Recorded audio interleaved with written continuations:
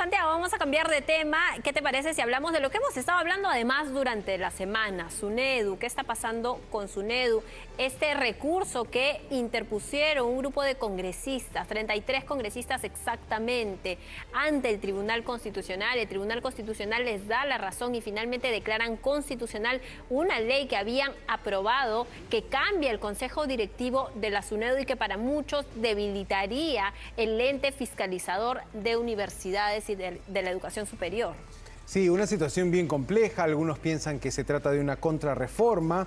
Un consorcio de universidades peruanas se mostró preocupado en un comunicado. Vamos a conversar con Enrique Castañeda, que es rector de la Universidad Cayetano Heredia y tiene la amabilidad de atendernos por videollamada.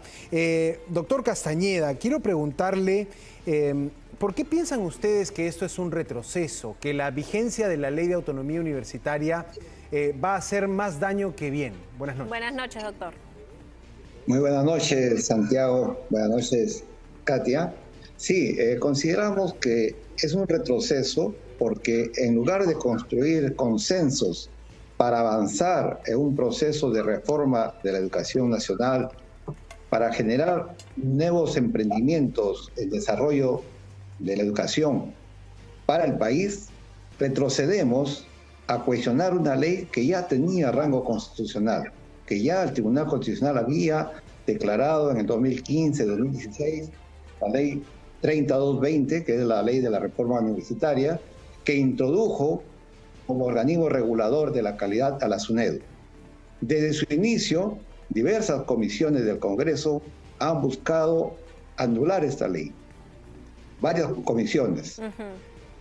Entonces, con la última comisión de Edras Medina del Congreso, propusieron la nueva ley, que es la 31520, la cual quedó suspendida por una acción de amparo de la SUNEDU.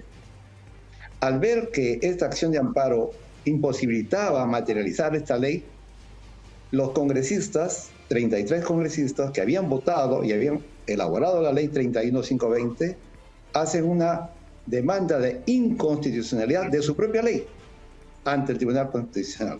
De tal manera que hacen una forma legal para que el tribunal se pronuncie y logran que el tribunal se pronuncie dándole la razón en el sentido de declarar constitucional. Es una forma legal de hacerse un demanda para conseguir lo que ellos querían desde un principio. Mirar abajo la reforma universitaria. Correcto. Y yo ahí le preguntaba, digamos, ¿qué ve de mal? Porque me ha hecho un buen contexto, una buena introducción a lo que ha venido ocurriendo, ¿no? Pero ¿es este cambio del Consejo Directivo algo que para usted termina siendo vital, digamos? Esta situación de que sean las universidades las que designen a sus representantes, ¿eso ustedes lo ven mal? Claro, si uno revisa todo el accionar desde el 2014, todas las universidades se han adecuado a un proceso de licenciamiento, de mostrar condiciones básicas de calidad. Esto generó que un grupo de universidades, para ser exactos 50 universidades, no fueran licenciadas. Fueran cerradas, claro. Entonces se cerraron. Estas universidades no licenciadas tienen lobbies políticos y económicos muy poderosos, que lo que están buscando es deshacer todo este proceso de licenciamiento para volver a foja cero. No recordemos que actualmente existe un proceso de licenciamiento de las carreras de medicina y de educación, el cual en la nueva ley prácticamente le quita esa potestad a la SUNEDU. No solamente es el cambio de la conformación del Consejo Directivo, tiene inmerso dentro de la ley muchos mecanismos que retroceden un proceso ya avanzado. Esto es lo más crítico. Ahora, lo que la magistrada del Tribunal Constitucional, Luz Pacheco, nos señalaba hace 2 días respecto a ello, es que finalmente, si bien actualmente el Consejo Directivo de la SUNEDU tiene representantes por concurso público, no va a haber ninguna diferencia, señalaba ella, con que un rector mande a su representante. ¿Usted lo cree así? ¿Usted cree que no va a cambiar en nada? ¿Igual van a tener profesionales conformando el Consejo Directivo? Es muy diferente el proceso anterior, donde el concurso es concurso de méritos, en base a todo un proceso de selección. Es muy distinto al proceso de designaciones o elecciones que se puedan dar. Sabemos todos los mecanismos que se utilizan para ello. Por ejemplo, desde que se dio esta ley, la 31520, y que quedó suspendida, las universidades públicas ya se han fraccionado.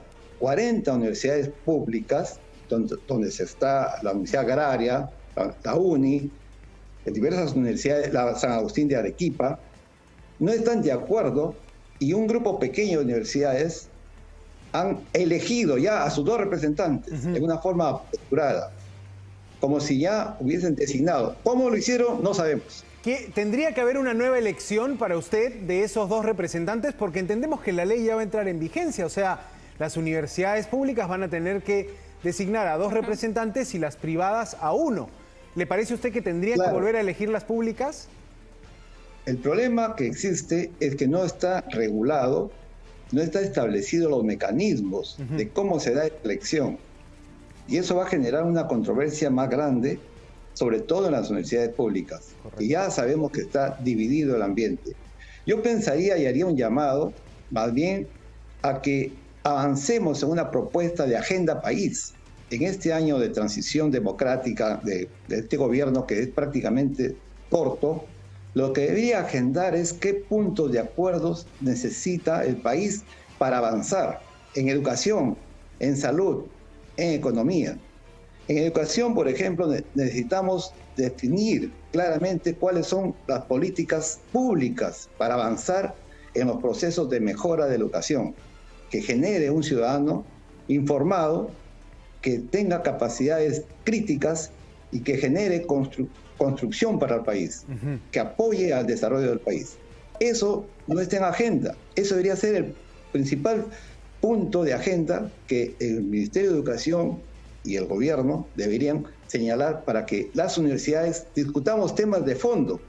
Estamos perdiéndonos en problemas de componentes, de cómo se conforma un comité o cómo se conforma un aparato, en este caso regulador. Entonces hemos distraído la atención principal, que debería ser la de formar ciudadanos para el país. Formar estudiantes universitarios que den aporte al país.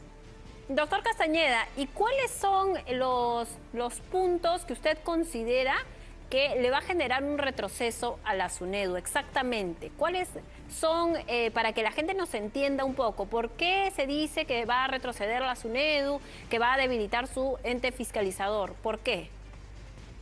Al establecerse mecanismos no claros en la definición de los componentes del Consejo Directivo, ya se desnaturaliza el rol de un órgano independiente, que no sea designado por los propios fiscalizados, que en este caso son las universidades. El segundo aspecto viene a ser el restarle facultades a la SUNEDU, lo que acabo de mencionar, de licenciar programas, en el caso de medicina, educación, programas que son claves para el país, ¿no? Programas de formación universitaria claves para el país. El quitarle esos roles, y el tercer aspecto importante, le retira totalmente el rol rector del Ministerio de Educación en las políticas educativas públicas, lo cual es grave, porque deja una orfandad a las universidades para poder generar su propio desarrollo en base a propuestas del Ministerio de Educación como políticas públicas y de financiamiento, justamente para mejorar la calidad. Entendí esos puntos. Ahora, la idea de algunos congresistas que han maniobrado para cambiar esta composición del Consejo Directivo y en última instancia para reformar la SUNEDU es que hay mucha presencia política, dicen, en ese Consejo Directivo. Y dicen directamente, el Partido Morado está metido en SUNEDU. ¿Qué opina usted de eso? De repente lo que les falta es hacer una línea histórica.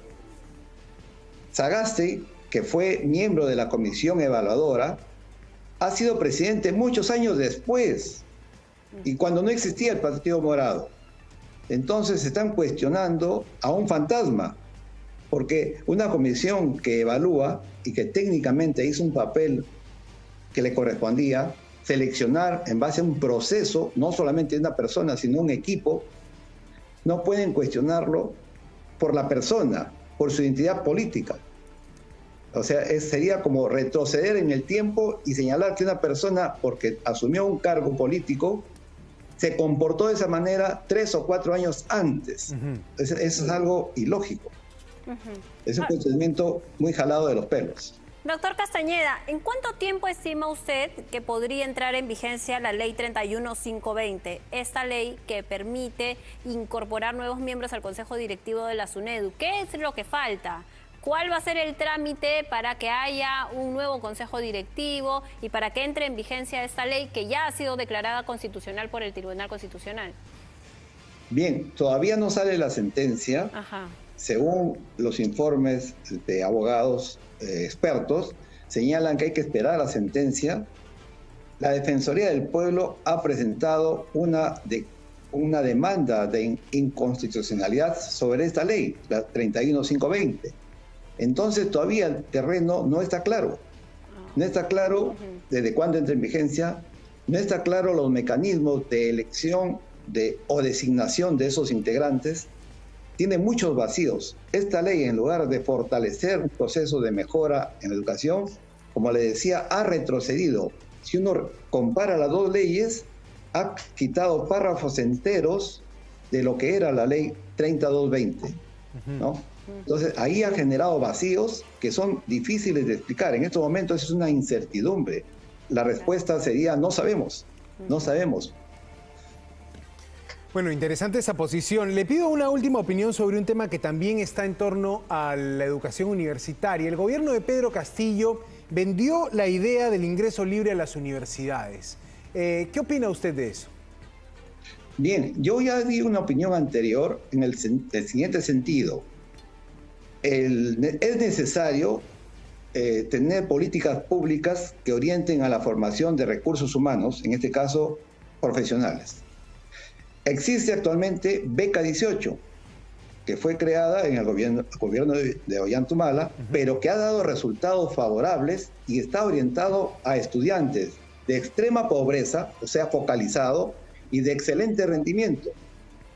Este programa debería fortalecerse y aumentarse para que permita que más alumnos de pobreza tengan acceso a educación de calidad. Lo que hemos escuchado el anterior ministro, el señor Serna, y no sabemos cuál será la política, pero lo que hemos visto es que se ha debilitado el programa de Beca 18. En Colombia, el gobierno del nuevo presidente ha lanzado un programa ambicioso, similar a Beca 18, de tener 600.000 profesionales en su próximo periodo de gobierno. Aquí no llegamos ni a 5.000 alumnos en Beca 18. El ingreso libre a las universidades no es una solución para el momento actual del país. Tenemos que fortalecer programas como el que le acabo de mencionar, que son exitosos y que convierten a alumnos de sectores muy desfavorecidos en profesionales que van a regresar a sus regiones a dar un desarrollo en su hogar y en su sociedad. Doctor, una última consultita. ¿Se van a reunir ustedes con algún representante del Poder Ejecutivo para darle alguna solución al tema de SUNEDU? Hemos solicitado formalmente una reunión, los rectores del consorcio y también los 40 rectores de las universidades públicas que ya tuvieron una primera reunión con la presidenta. Esperamos poder tener acceso a ello y dejar nuestra opinión, ya que nuestra opinión no fue validada por el Congreso. Nunca nos recibieron. Nosotros hemos tenido propuestas de políticas públicas en educación que nunca han sido escuchadas a nivel del Congreso. Correcto, anotamos esa última precisión que nos hace Enrique Castañeda, rector de la Universidad Cayetano Heredia, ha estado con nosotros. Muchas gracias, muy buenas noches y feliz año nuevo. Muchísimas gracias, buenas noches, feliz año. Mente a ustedes, feliz año.